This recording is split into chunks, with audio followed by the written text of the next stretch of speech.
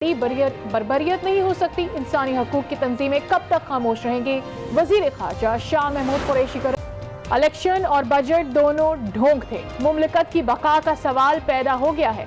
मौलाना फजल रहमान की press conference, कहा मईशत तबाह हो चुकी, कबायली इस्लाहात नहीं की गई, 18वीं तरमीम मुतनाज़ बनाई जा रही है, हुकूमत आवाम का एतमाद खो चुकी है। Sugar mills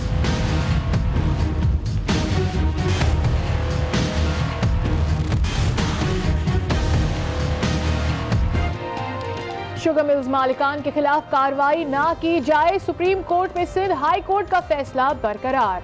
sugar inquiry commission report पर अमल से मुतालिक विफाक की दरखास्त मुस्तरद कर दी। हुकूमत ने सूरत हाल खुद पैदा की, तहकीकात करवा कर मुकदमात बनवा देती। चीफ जस्टिस के रिमार्क्स। हमने तो कुछ कहा नहीं, खुद ही वजीर आजम साहब कह रहे हैं कि -1 होगा, नहीं होगा, हुआ भी तो फिर तुम लोगों को कुछ नहीं मिलेगा। यानी -1 होने के इम्कानात हैं, इसकी तस्दीक खुद वज़ीर आज़म की तकरीर ने की। अगर -1 हो गया तो फिर जमहूरियत नहीं रहेगी। हमारा सवाल ये है कि जमहूरियत है कहाँ? पाकिस्तान में कोई जमहूरियत नहीं है। वुज़रा एक दूसरे के गिरेबान फाड़ रहे हैं। इमरान भी कहते हैं -1 होने वाला है। साद रफीक की गुफ्तगू, कहा हुकूमत ने स्टील मिल तबाह कर दी, आटा, चीनी, पेट्रोल का बहरान है, बताएं मसला कश्मीर के लिए क्या किया?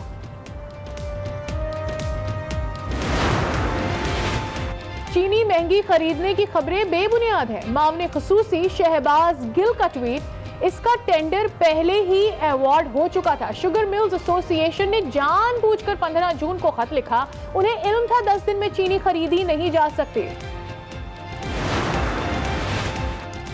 मुल्क में चीनी का बहरान भी सर उठाने लगा। कराची, पेशावर, लाहौर और दीगर शहरों में चीनी गायब। अवाम यूटिलिटी स्टोर से भी खाली हाथ लौटने लगे।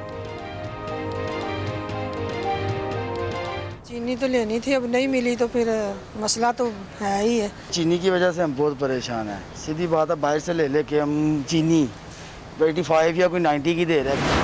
खतना है, नेशनल पार्क्स महफूज बनाने के लिए गाइडलाइंस देंगे। वजीर आजम इमरान खान का खिताब, इस्लामाबाद में ट्रैफिक दबाव कम करने के लिए 4 मंसूबों का संगे बुनियाद रखेंगे। Rawal dam interchange, PWD underpass, Koring पुल शामिल हैं। मां के लिए जेल भेज देते हैं। जजेस के खिलाफ बयान अस खुद नोटिस में सुप्रीम कोर्ट के रिमार्क्स, मिर्जा साहब दिल के मरीज हैं। वकील का मौक़िफ़, हम क्या करें, जबान काबू में रखनी चाहिए थी, आप केस को हल्का ले रहे हैं। चीफ जस्टिस का जवाब।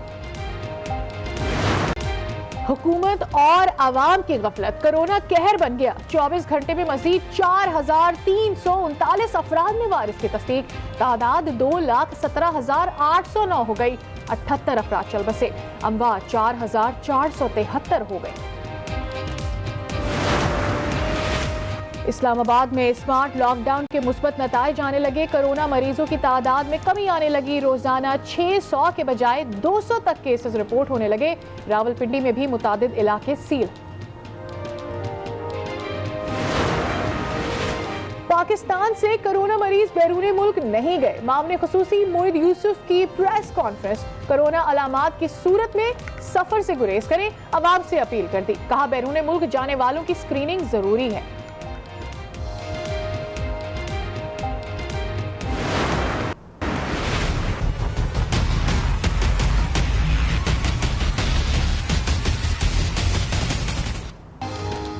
गर्मी ने सताया कि इलेक्ट्रिक ने मारा। कराची में कई घंटे की एलानिया और गैर एलानिया लोड शेडिंग। कोरंगी, लांढी, मलीर, शाह फैसल, गुलशन इकबाल, नॉर्थ कराची और दीगर इलाके शामिल। आवाम रातें जाग कर गुजारने लगे। हैदराबाद में सेवरेज निजाम दरहम बरहम, गंदगी और गलाजत का शहर बन गया। सब्जी और फ्रूट मंडी की मरकजी शाहराह समेत दीगर सड़कों पर पानी जमा। आवाम परेशान, कोई पुरसाने हाल नहीं। हमने अपने मुल्क का दिफा अपनी फौज से ही किया है और करते रहेंगे। किसी को अपनी सरजमीन इस्तेमाल नहीं करने देंगे। दिफाई तज्जियाकार अमजद शुएब की आज न्यूज से गुफ्तगू, कहा भारतीय मीडिया झूठी खबरें फैलाने लगा है। पाकिस्तान चीन के साथ मिलकर कोई प्लान नहीं बना रहा है। भारत के मीडिया की बात की जाए तो भारत के मीडिया ने कभी भी सच्चाई का साथ नहीं दिया, वो हमेशा झूठ बोली। अपने मामलात में आप देख लीजिए कि चाइनीज ने इनके 20 लोग इनके मारे। हकीकत यह है कि 20 नहीं है, वो 20 से कहीं ज्यादा है, लेकिन अपने लोगों को 20 बताते हैं। मकसद यह है कि हर चीज में झूठ बोलना सिर्फ इस वजह से कि अपने अवाम को गुमराह करते हैं। अब ये वॉर हिस्टीरिया खड़ा कर रहे हैं कि जनाब पाकिस्तान जंग की तरफ जा रहा है, पाकिस्तान चाइना के साथ मिलकर ये कर रहा है। पहली बात तो ये है कि हमारी ये पॉलिसी नहीं है। मकबूजा कश्मीर में प्रोपेगेंडा और मजालिम से सच नहीं दबाया जा सकता। तर्जुमान दफ्तर खारजा ने भारत को मुंह तोड़ जवाब दे दिया। प्रेस ब्रीफिंग में कहा कि भारत का डोमिसाइल कानून मुस्तरद कर चुके हैं। मोदी सरकार मुसलमानों को अक़लियत में बदलना चाहती है। India cannot wash away the truth by fake news and turning its propaganda machinery faster. Pakistan has categorically rejected the grant of domicile certificates in Indian-occupied Jammu and Kashmir by Indian authorities to reportedly 25,000 Indian nationals.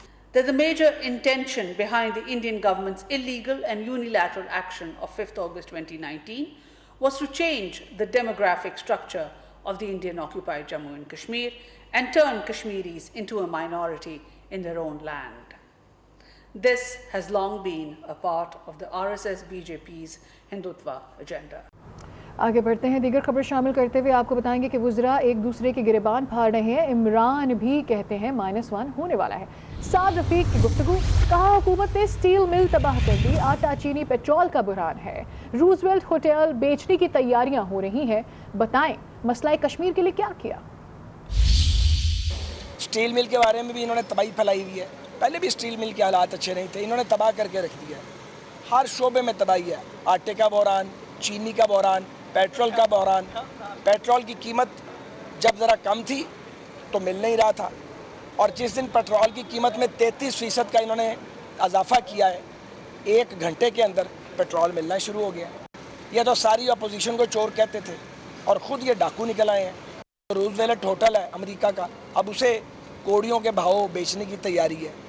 Imran Khan साहब खुद ही ये इतला दे रहे हैं कि -1 हो सकता है, बट मसला -1 या -2 या -4 नहीं है। अल्लाह रहम करे पाकिस्तान पर। ये तो इस मुल्क को माइनस करने के चक्कर में है। हम आपस में लड़ रहे हैं, हम मुल्क के साथ लड़ रहे हैं, अवाम से लड़ रही है हुकूमत अपोजिशन से लड़ रही है। इंडियन फोर्सेस कश्मीरियों के साथ लड़ नहीं रहे, उनका कत्लेआम कर रहे हैं। पाकिस्तान क्या कर रहा है? इक़्तिदार के अवानों में -1 फार्मूला की गूंज। वज़ीर आला पंजाब सूबे में मुतहर्रिक।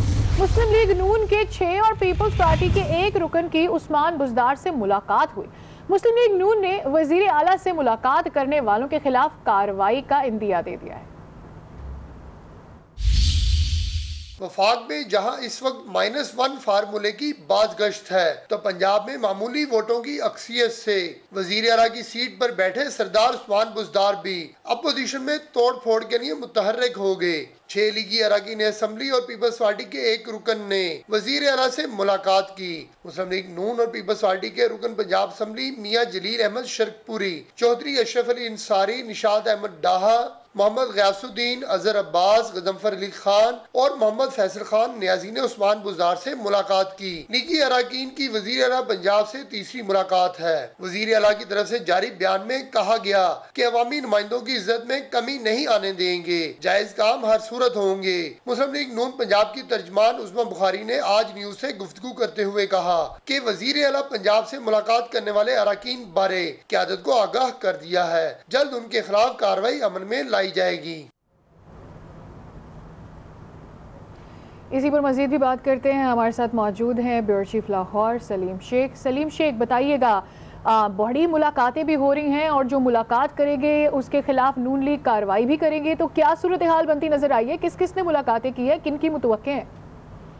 जी, जो मुस्लिम लीग नून से ताल्लुक रखने वाले जो 6 अरकान असम्बली हैं, उन्होंने आज वज़ीर आला पंजाब से मुलाकात की और वज़ीर आला पंजाब से मुलाकात जो है इनकी आज पहली बार नहीं है। इससे पहले भी जो है इन्होंने 2 मुलाकातें की हैं। मजमूई तौर पर वज़ीर आला पंजाब से 3 मुलाकातें हो गई हैं और आज जो मुलाकात हुई है उसमें एक पीपल्स पार्टी के रुकन असम्बली भी हैं। और जो 6 लोगों ने मुलाकात की है उनमें मियाँ जलील अहमद शरकपुरी, चौधरी अशरफ अली अंसारी, निशात अहमद खान डाहा, मोहम्मद गयासुद्दीन, अजहर अब्बास, गजनफर अली खान, मोहम्मद फैसल खान न्याजी ने मुलाकात की। और वज़ीर पंजाब की तरफ से एक बयान जारी किया गया जिसमें कहा गया है कि हम अरकान असम्बली को साथ लेकर चलेंगे और इनके जो जायज़ काम है वो तमाम होते रहेंगे। जबकि इस सिलसिले में जब हमारी मुस्लिम लीग नून पंजाब की तर्जमान उस्मा बुखारी से बात हुई तो उनका ये कहना था कि ये तो वो लोग हैं जो पहले ही मुस्लिम लीग से जा चुके हैं, हमने जो है अपनी आला क़यादत को आगाह कर दिया और आला क़यादत जल्द इनके खिलाफ जो है वो फैसला लेगी। यानी उनका ये कहना था कि अब ये पार्टी का इनसे कोई ताल्लुक नहीं है। जी ठीक है, बहुत शुक्रिया सलीम शेख, ब्यूरो चीफ लाहौर हमारे साथ मौजूद थे। आगे चलकर मजीद भी आपसे जानते रहेंगे। अभी आपको बता रहे हैं कि इलेक्शन और बजट दोनों ढोंग थे, मुमलिकत की बका का सवाल पैदा हो गया है। मौलाना फजल रहमान की प्रेस कॉन्फ्रेंस, कहा मईशत तबाह हो चुकी, कबायली इस्लाम में इस्लाहात नहीं की गई, 18वीं तरमीम मुतनाज़ बनाई जा रही है, हुकूमत आवाम का एतमाद खो चुकी है। आपको एक दफ़ा फिर बताते हैं, प्रेस कॉन्फ्रेंस की है मौलाना फजल रहमान ने और इस प्रेस कॉन्फ्रेंस में उन्होंने कहा कि इलेक्शन और बजट दोनों ढोंग थे, मुमलिकत की बका का सवाल पैदा हो गया है, मईशत तबाह हो चुकी है, कबायली इस्लाम में इस्लाहात नहीं की गई हैं, 18वीं तरमीम मुतनाज़ बनाई जा रही है, हुकूमत आवाम का एतमाद खो चुकी है। इलेक्शन और बजट दोनों ही ढोंग थे, मुमलिकत की बका का सवाल पैदा हो गया है।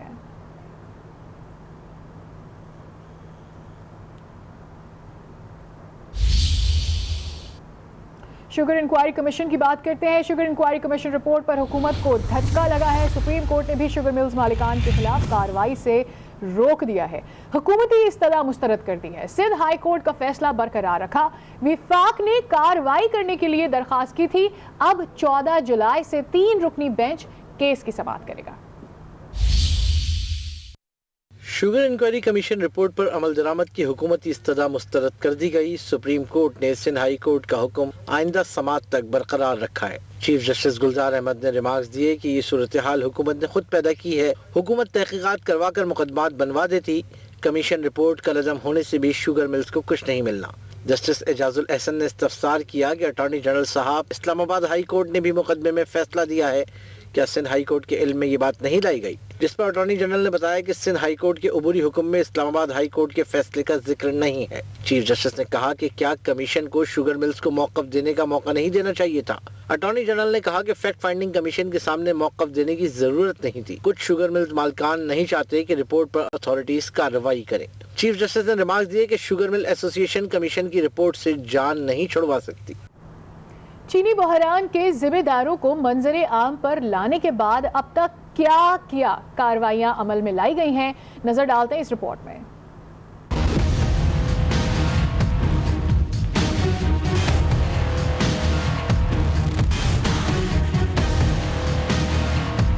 चीनी बहरान का मामला सिंध की 20 मिल्स की जानिब से इंक्वायरी कमीशन की रिपोर्ट पर सिंध हाई कोर्ट से रिव्यू किया गया और रिपोर्ट कलअदम करार देने की दरख्वास्त की गई। सिंध हाई कोर्ट ने वफाकी हुकूमत को शुगर इंक्वायरी कमीशन रिपोर्ट में दर्ज सिंध की शुगर मिल्स के खिलाफ 30 जून तक कार्रवाई से रोक दिया था। वफाकी हुकूमत ने शुगर कमीशन रिपोर्ट पर अमल दरामद रोकने के सिंध हाई कोर्ट के फैसले को सुप्रीम कोर्ट में चैलेंज किया।